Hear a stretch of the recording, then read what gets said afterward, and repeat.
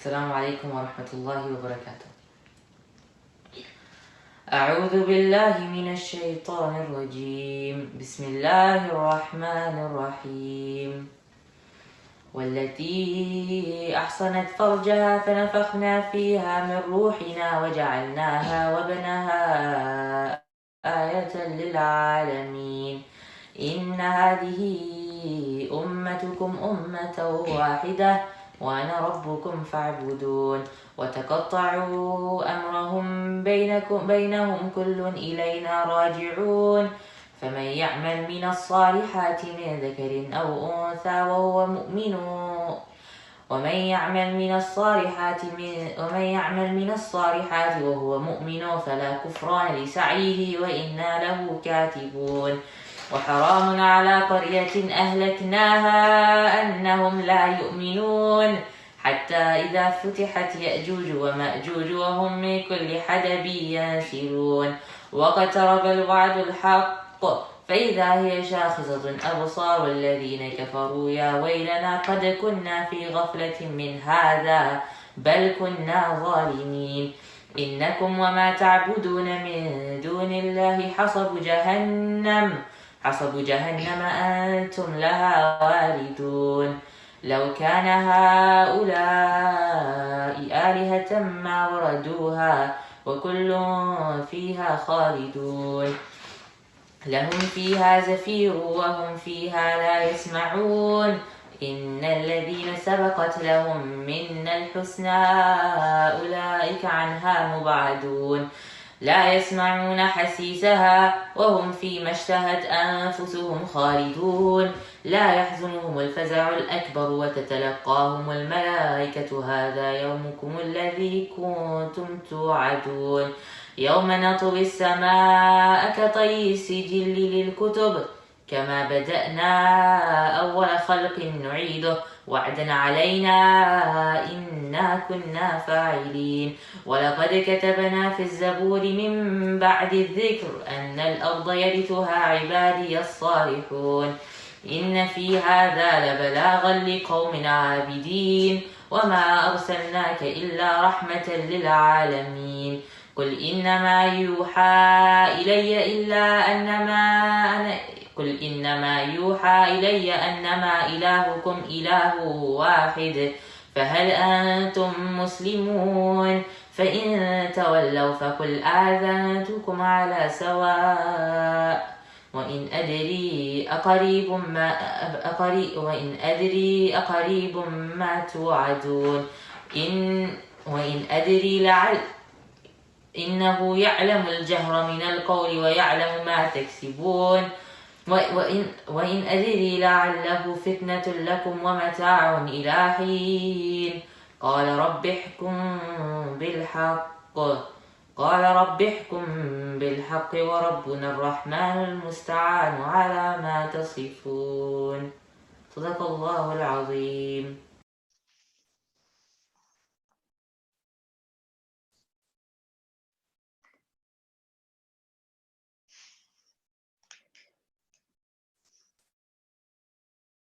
بسم الله الحمد لله والصلاة والسلام على رسول الله وعلى آله وصحبه ومن ولا بعد. With the name of Allah, may Allah's peace and blessings be upon the Prophet ﷺ. رب اشرح لي صدري ويسر لي أمري واحلل عقدة من لساني يفقه قولي ثم ما بعد. Assalamu alaikum wa rahmatullahi wa barakatuhu. Thank you for joining. Tonight, inshallah, I will be talking about some highlights from Juz 17, particularly Surah Al-Hajj. Surah Al-Hajj is chapter number 22 in the Quran. I'm going to try to go over some of the verses of Surah Al-Hajj. I won't have time to go through all of them. I'm going to talk about mainly the beginning part of Surah Al-Hajj, a little bit of the middle, and the last verse.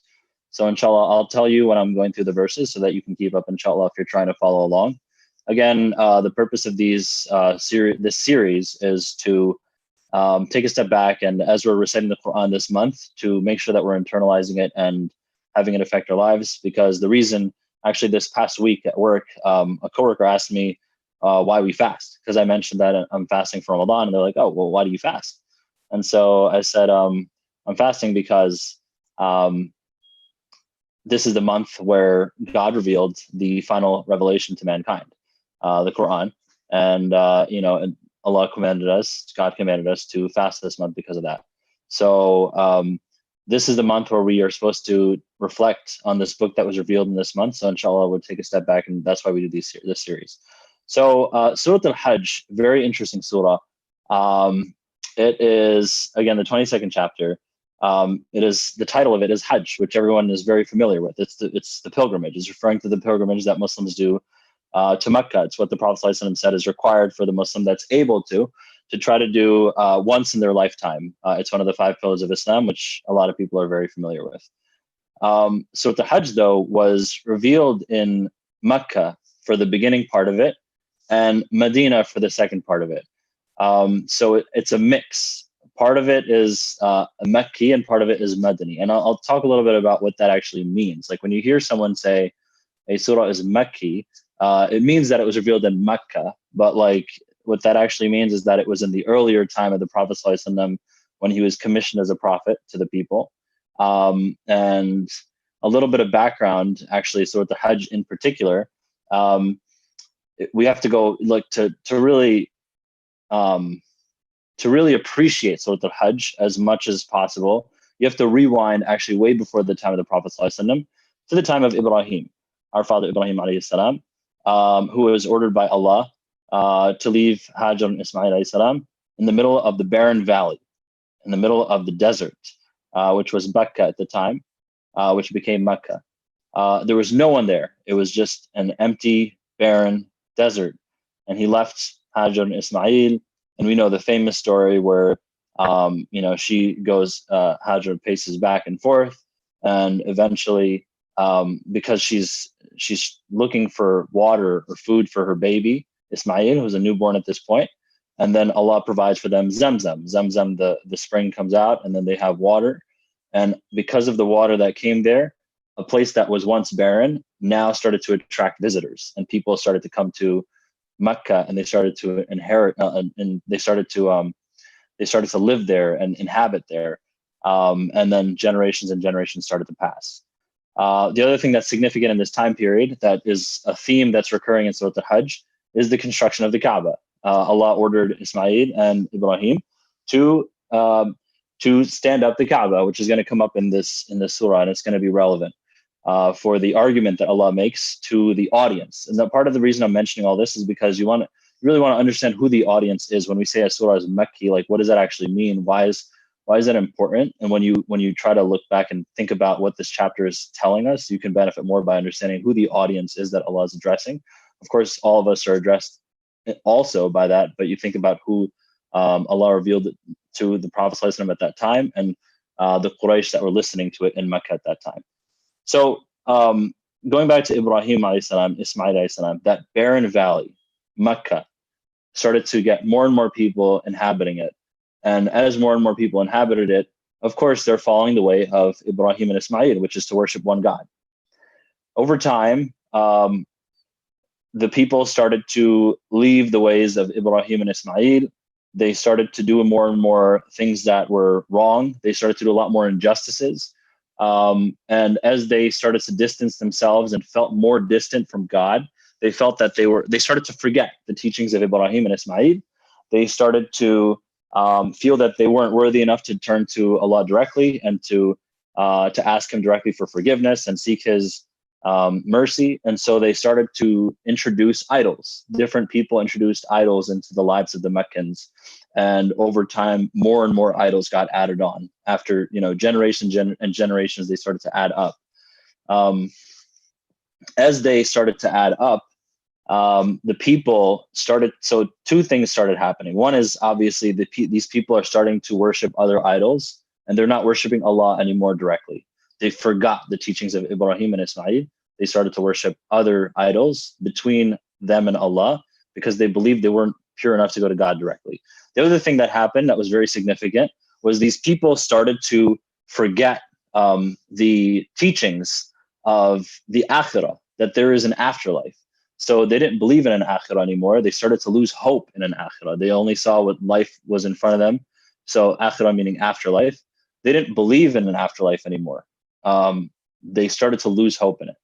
And so over time, the afterlife started to sound like something more and more distant. It's like, okay, well, yeah, that seems like it could be there. And then as generations passed on more and more, it seemed like dimmer and dimmer. That light of the afterlife started to, fade out until eventually, think about hundreds of years and thousands of years of generations, until finally it was just people didn't believe in it altogether. And the Meccans as a whole, those are two main characteristics that I wanted to mention that is going to be talked about or addressed by Allah in this surah, which is one that they believed in other idols and they believed in other gods as intermediaries between them and Allah. And two, that they didn't believe in an afterlife anymore. They didn't believe in resurrection. They believed that it's just this life, you live, you die, and that's it. So that's one of the huge things that Allah addresses in the Quran. So all that said, I will inshallah start with Surah Al-Hajj. Let me just pull up my screen.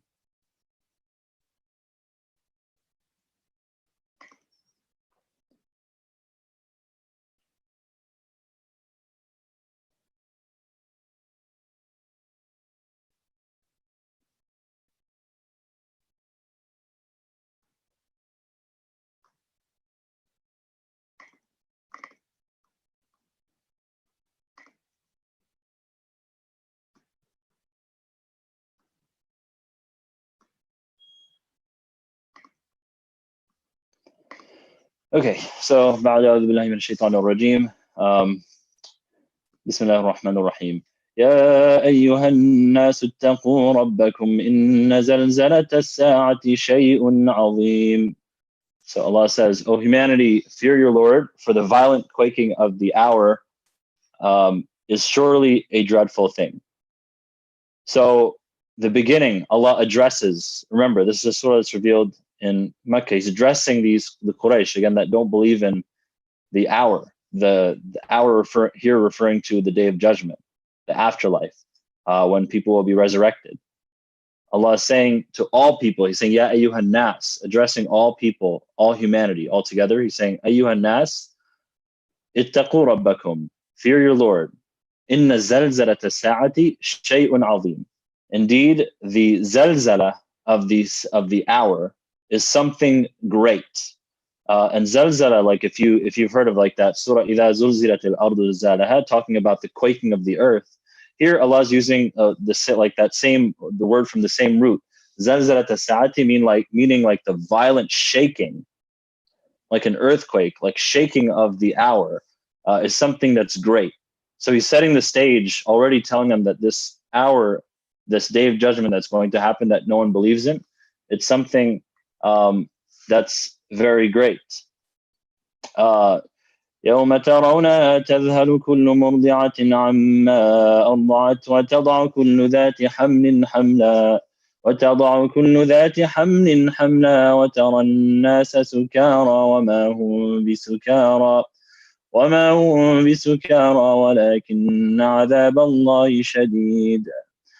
The day you see it, every nursing mother will abandon what she is nursing, and every pregnant woman will deliver her burden prematurely.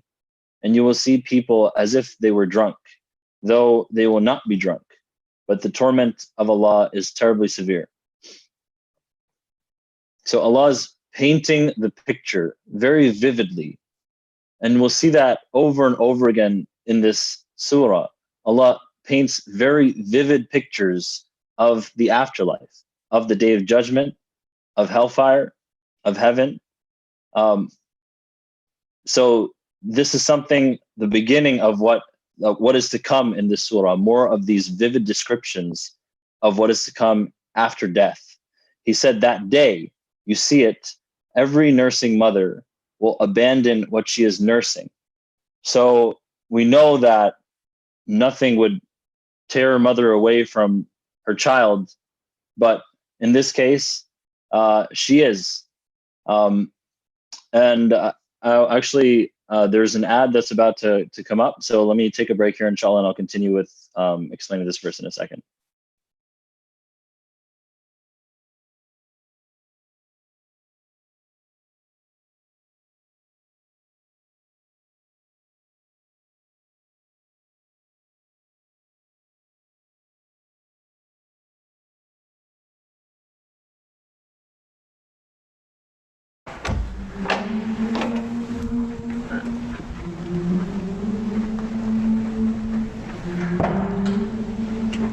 أعوذ بالله من الشيطان الرجيم واعتصموا بحبل الله جميعا ولا تفرقوا. Allah subhanahu wa ta'ala says in his beloved book, and hold fast altogether to the rope of Allah, and be not divided among yourselves. Ramadan is a month of worship, a month of growth, and a month where we all come together as a community. During this uncertain and stressful time, our centers may be empty, but our hearts are full. We are still connected as a community through our memories, our prayers, and our bond as brothers and sisters. This Ramadan, while we worship at home, let us continue to support the growth of our community center, MCMC.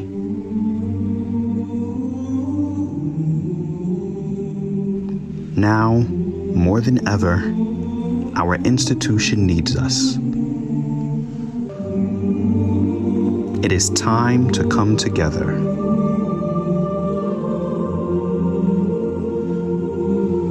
Support your masjid. Donate today.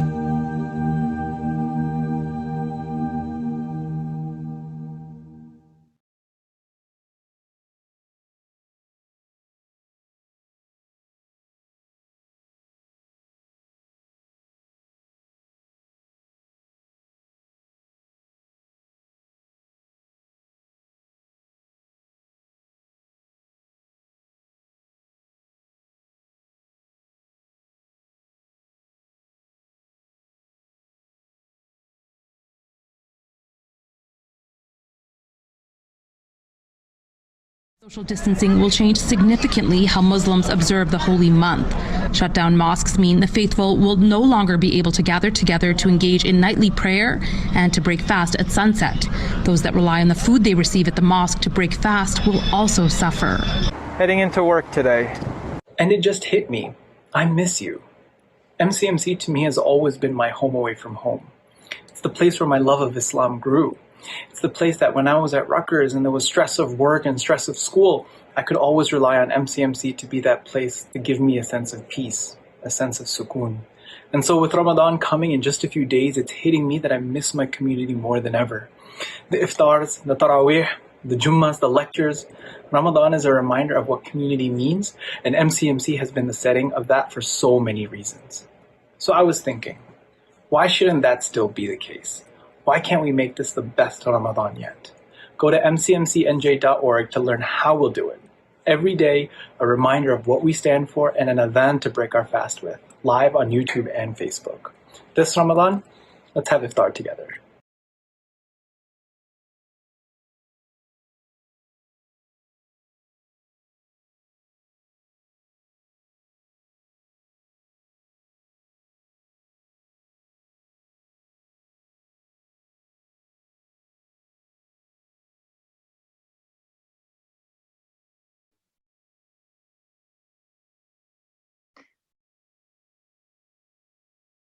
All right, so back to the screen. So just to recap, we talked about the history of some background of Ibrahim alayhi salam and Ismail alayhi salam standing up the Kaaba, about how many people started to inhabit Mecca, about how over time they forgot the teachings of Ibrahim and Ismail alayhi salam, and they started to associate other idols with God. They started to feel distant more and more from God. They stopped believing in an afterlife. And so that was very characteristic of the Meccans at the time of the Prophet ﷺ. And so we're going to see that's a huge theme in Surah Al-Hajj, that Allah is challenging and combating that that disbelief in the afterlife and that associating other gods with Allah. So in this ayah, we see that the first one, Allah addresses all of mankind, saying, fear your Lord. that the zalzala, the shaking of the hour, is something that is great. Then so first he's addressing all of mankind. Now he says, Yawma tarawnaha, the day you see it. So it's like the language that Allah uses here, it's showing how certain that that the day of judgment is. It's not like there's no ambiguity or unsureness in the way that this wording is conveyed. It's the day you will see it. Yawma tarawnaha. And it goes from Allah addressing all people generally to addressing the listener of this Quran specifically. You that are listening to this Quran, the day that you see it. تَذْهَلُ كُلُّ مُرْضِعَةٍ أَمَّا أَرْضَعَتْ. You will see like every nursing mother will abandon what she's nursing. And we know that's unnatural. What would cause a mother to abandon the child that she's nursing? And every pregnant woman, وَتَضَعُ كُلُّ ذَاتِ حَمْلٍ حَمْلَهَا. And you'll see every pregnant woman will deliver her burden prematurely. When does this happen? Right? What are these different things that Allah is talking about? What is he describing in vivid detail? The picture that he's painting of this day that he's talking about. وَتَرَى النَّاسَ سُكَارَى وَمَا هُمْ بِسُكَارَى. And you will see mankind looking like they're drunk. People will look like they're drunk on that day. وَمَا هُمْ بِسُكَارَى. But they're not drunk. So what's going on? Like, why do people look so disoriented? Why is the mother dropping her birth or her baby prematurely? Why is a mother that's giving milk to her baby stopping? What's causing these things? The common theme in all of them is that these people are terrified. They're terrified to the point that they're not even they're just out of it. They're so out of it. It's like the picture is the closest thing that resembles that is someone that's completely drunk. And so that's what Allah talks about here, is that they look like they're drunk because of how out of it they look like, because they're just terribly horrified by this scene and by what's about to happen. But they're not drunk. وَلَكِنَّ عَذَابَ اللَّهِ شَدِيدٌ. But the torment of Allah is severe. The punishment of Allah is severe. And it's that causes them to behave like this. ومن الناس من يجادل في الله بغير علم ويتبع كل شيطان مريد. Still, despite all of this description, this picture that Allah paints about the Day of Judgment and the afterlife, there are still people who dispute about Allah without knowledge and follow every rebellious devil. So this, Allah is saying that there's still people that have the nerve, despite Allah telling them that this is the Day of Judgment, that it's going to be so horrifying, that all these things are going to happen, that people are going to be so disoriented. Despite all that, they say things about Allah without knowledge. They make claims about God. They speak on behalf of God. They say wrong things about God. They associate partners with Allah, with God. And they follow every rebellious devil. And that's what Allah talks about here. There are some people that have the nerve to do that. Then continuing, كُتِبَ عَلَيْهِ أَنَّهُ مَنْ تَوَلَّاهُ فَأَنَّهُ يُضِلُّهُ وَيَهْدِيهِ إِلَى عَذَابِ السَّعِيرِ. It has been decreed for such devils that whoever takes them as a guide will be misguided and led by them into the torment of the blaze.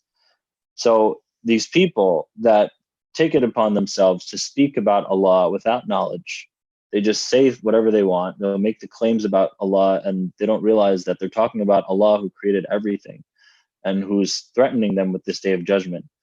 Allah is saying it has been decreed for such people and for such devils that whoever takes them as a guide, they will be misguided by those devils, and they will be led by them into the torment of as-sa'ir, which is like a blazing fire. It's talking about, the description is like a fire that's kindled, that it's growing, it's getting stronger, it's blazing. That's how Allah describes it here.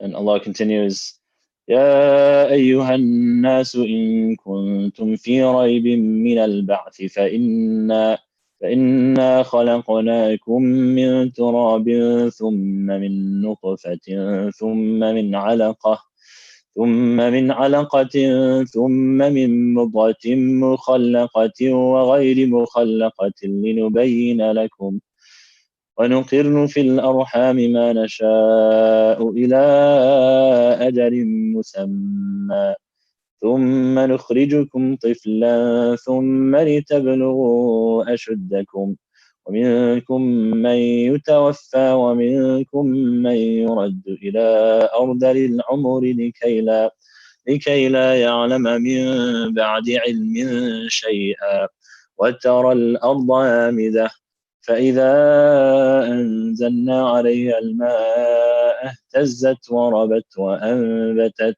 وأنبتت من كل زوج بهيج.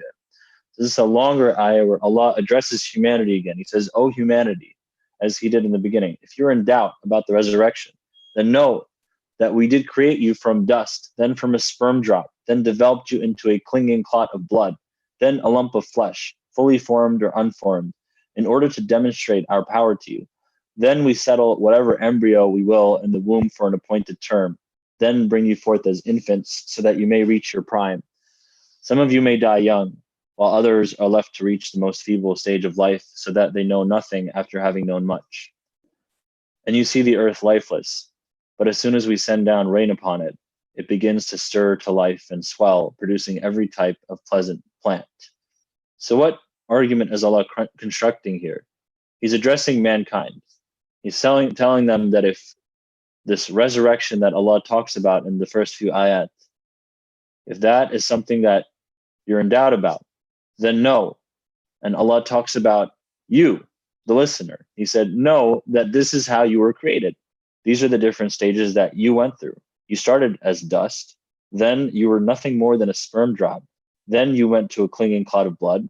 Then you went to a lump of flesh, fully formed or unformed. And these these small stages that we were in, we were completely powerless in all these different stages. And then Allah says, we settle whatever embryo we will in the womb for an appointed term, and we bring you forth as infants. So Allah is mapping out all the different stages of our lives from when we're in the womb, where no one can see us except Allah, and after we come out of the womb as infants, and then we reach our prime.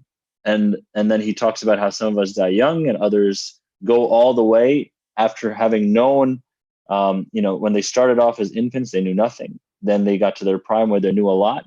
Then they regress back to where they were. And this is the way of Allah that He's talking about, that He starts something and then He turns it back to the way it was before. So just like that Allah is saying that the way we're alive now and we're going to die, He could bring us back to life. So it's this ability, this practice of Allah to bring things back as they were before. He's showing us how He's doing it already in our lives, like in the stages of our life, how we go from knowing nothing to knowing something to knowing nothing again. And also at the end, He talks about another example. And you see the earth, it's dead, but we send down rain upon it and it goes from dead to alive, and it produces all plants and all that stuff, and then it goes back to dead again.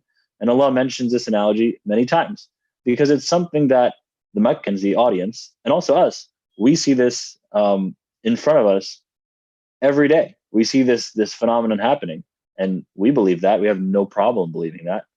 So why is the resurrection something so difficult to believe?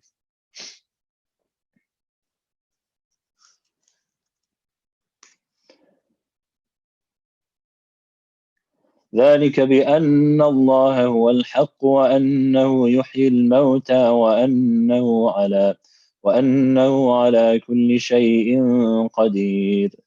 That is because Allah is the truth, and He gives life to the dead, and He is most capable of everything. So all these different phenomena that Allah just outlined in the previous verse, He's saying that's all possible because Allah is the truth. Whatever He's telling you that is going to happen for the resurrection, He is the truth, and whatever He's telling you is the truth. He is the one that gives life to the dead, and He is the one that has ala kulli shay'in qadir. He has power over everything. So none of this is difficult for Him.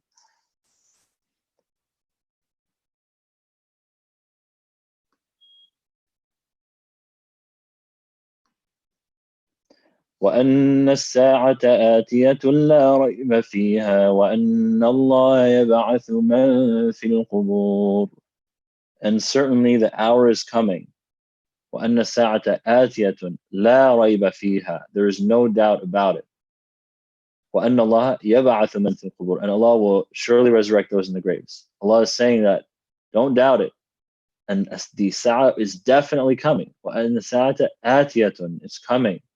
لا ريب فيها. There's no doubt in it. And Allah will resurrect those who are in the graves. Allah is emphasizing this point again, that it's going to happen. So you see how Allah is starting off by explaining this day of judgment and making it very clear with simple examples that everyone can see, that the Makkah can see every day, that they believe in. He's saying this is the resurrection is going to happen similarly. ومن الناس من يجادل في الله بغير علم ولا هدى ولا كتاب منير.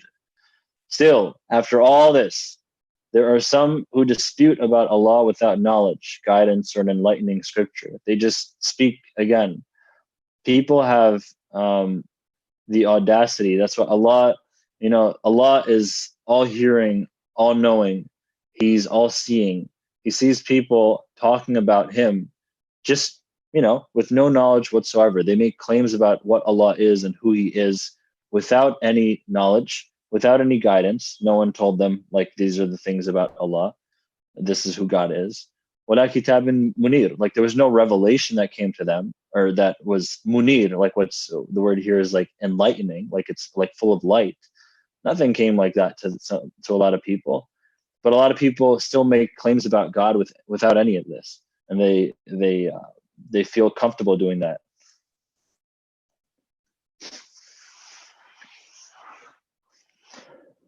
ثاني عطفه ليضل عن سبيل الله له في الدنيا خزي ونذيقه يوم القيامة عذاب الحريق.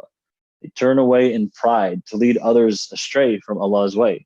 These people that just talk about Allah without any knowledge, without any book, without any guidance, they turn away in pride when they hear the actual book that's coming down with revelation from Allah, with guidance, with truth, with a clear argument, with clear proofs.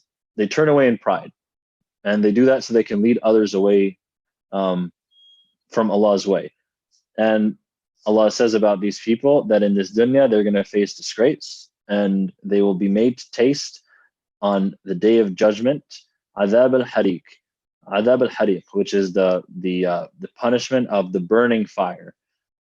And again, one characteristic that we're going to see more and more through these ayat is how vivid the descriptions are. And we're going to see some of that. This is a lot. So far, we've heard pretty vivid descriptions of the day of judgment.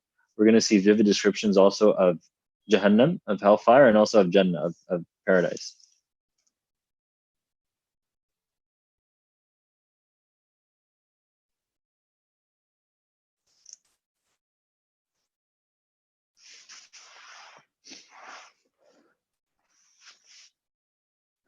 ومن الناس من يعبد الله على حرف فإن أصابه خير اطمأن به وإن أصابته فتنة انقلب على وجهه خسر الدنيا والآخرة ذلك هو الخسران المبين. And there are some who worship Allah on the verge of faith. Like literally here in Arabic, it's ala harf. It's like harf is like a letter. It's like there are some people who worship Allah on the edge. What does that mean?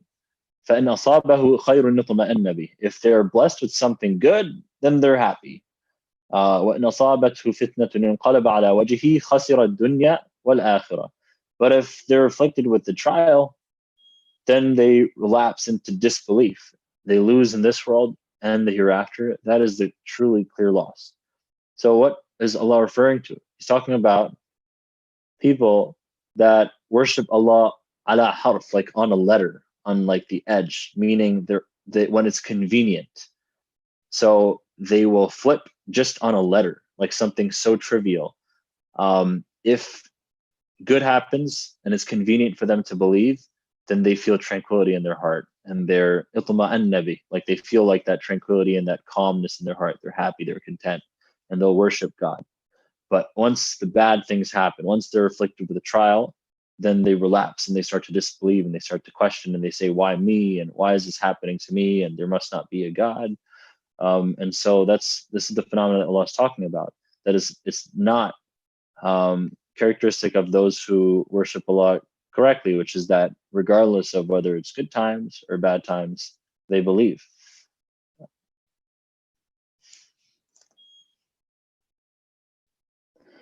يدعو من دون الله ما لا يضره وما لا ينفعه ذلك هو الضلال البعيد.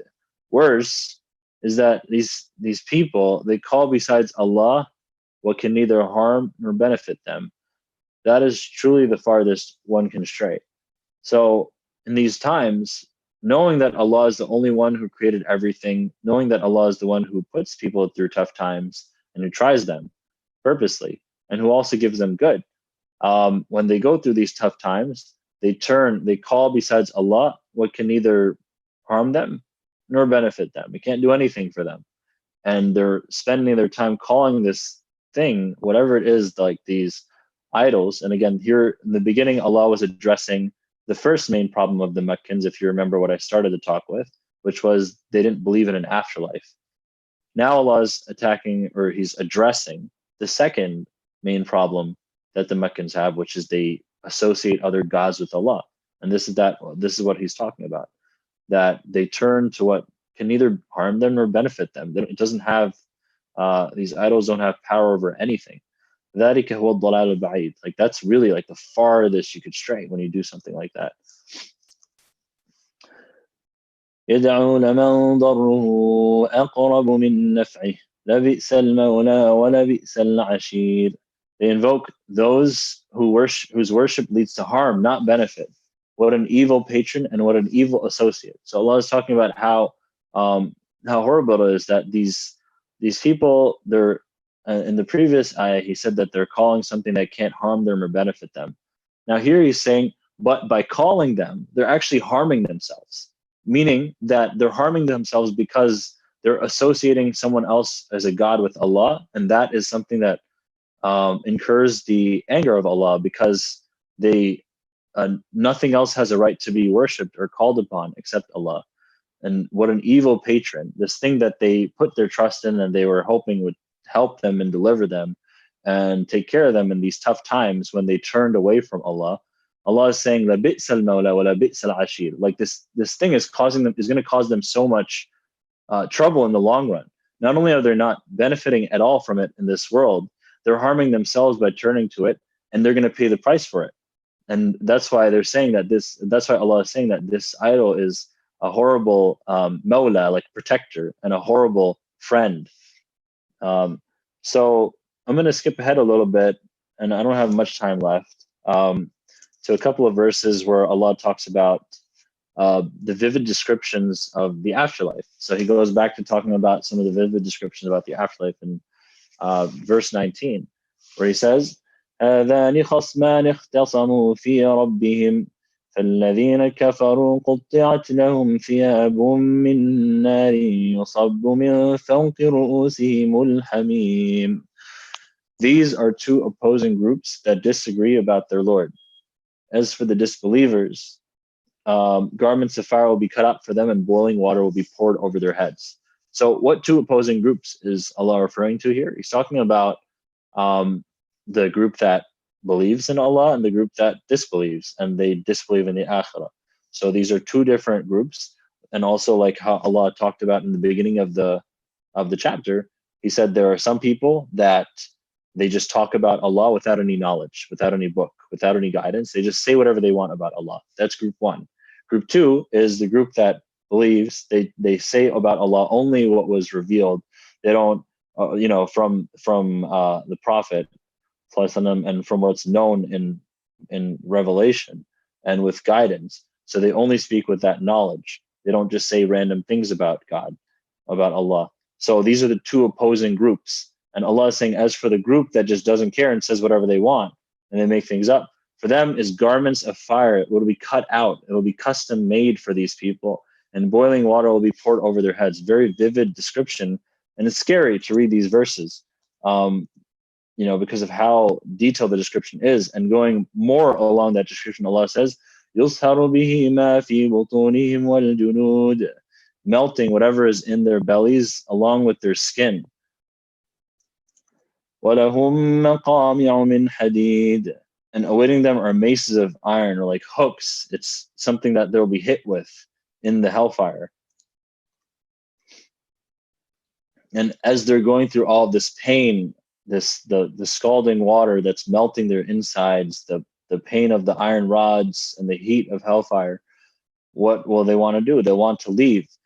And so Allah describes when that tries to when they try to do that, when that event happens. كلما أرادوا أن يخرجوا منا من غم أعيدوا فيها وذوقوا عذاب الحريق. Whenever they try to escape from hell out of anguish, they will be forced back into it and will be told, taste the torment of burning. So very, very heavy verses, very difficult to digest for someone, very painful to hear that these people will go through extreme pain and punishment in the akhirah, in the afterlife, that they don't believe in, that Allah is telling them about. Allah is saying that you should believe in the akhirah. This is all true. The punishment of hellfire is something that's going to be so severe, and this is how severe it is. Allah is talking in explicit, vivid detail. The wording here is written in such a way, spoken in such a way that you can see almost like how terrible this pain will be for the people that go through this. And so, you think about like how Allah is like, why is Allah sending these verses and giving us such detailed descriptions about the horrible sights of hellfire? The reason why is because He's the most merciful, and the Prophet ﷺ was described as Rahmatan lil Alameen, the mercy to all mankind. And it's a mercy from Allah that He's telling us about the punishment of the hellfire, because He doesn't want this to be the fate for any of us. That's why He sends us this, the Quran, and tries to teach us about the Day of Judgment, about the hellfire, so that we can avoid it and try to stay away from whatever leads to it. But also, whenever Allah mentions hellfire, He mentions the opposite as well. Here He says, إِنَّ اللَّهَ يُدْخِلُ الَّذِينَ آمَنُوا وَعَمِلُوا الصَّالِحَاتِ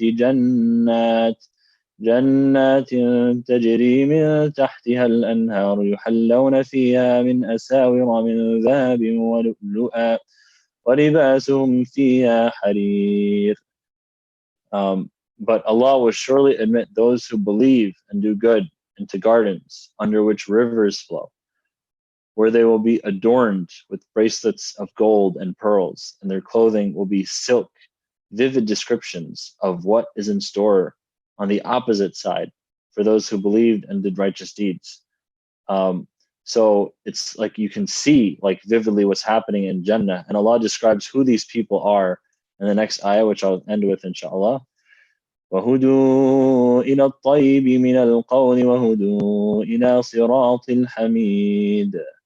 For these people that get rewarded with this reward that Allah talked about in the previous verse, they had been guided to the best of speech. They always said the best things. They said the best word, which was La ilaha illallah, that there's no one who deserves worship except Allah. They only turned to Allah whenever they had trials. They believed in Allah through good times and through bad times. For they have been guided to the best of speech, and they have been guided to the path of Al-Hamid. Who is Al-Hamid? Allah. Allah is the praiseworthy. So this is, these people are described as they had followed the path of the one who deserves all praise, which is Allah. So I'm going to stop here, inshallah. There's a lot more to talk about for Surah Al-Hajj. It's a really beautiful surah. Hopefully, inshallah, if you get a chance to, if you're listening to the Quran tonight, or if you're going to be reciting, may Allah enable us to benefit from Surah Al-Hajj and from the whole Quran, and to internalize it and to learn the lessons from it and to benefit the most from it in this month and after it. ربنا آتنا في الدنيا حسنة وفي الآخرة حسنة وقنا عذاب النار. أقول قولي هذا واستغفر لي ولكم ولسائر المسلمين فاستغفروه إنه هو الغفور الرحيم. السلام عليكم ورحمة الله وبركاته.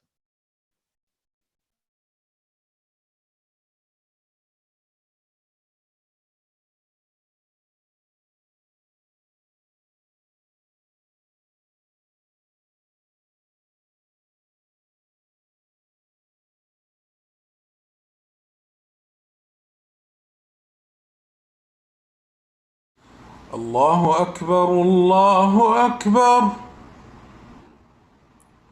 الله أكبر الله أكبر. أشهد أن لا إله إلا الله.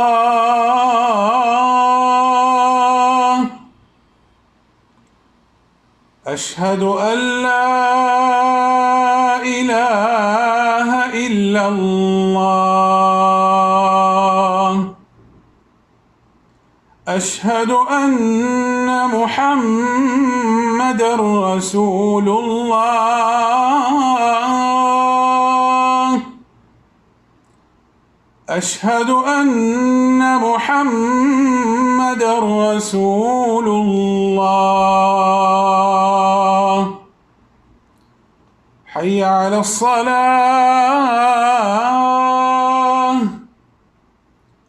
حي على الصلاة. حي على الفلاح.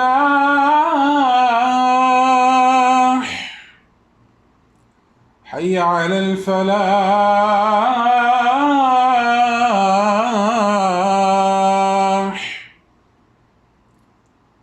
الله أكبر الله أكبر. لا إله إلا الله. صلوا في بيوتكم. صلوا في بيوتكم.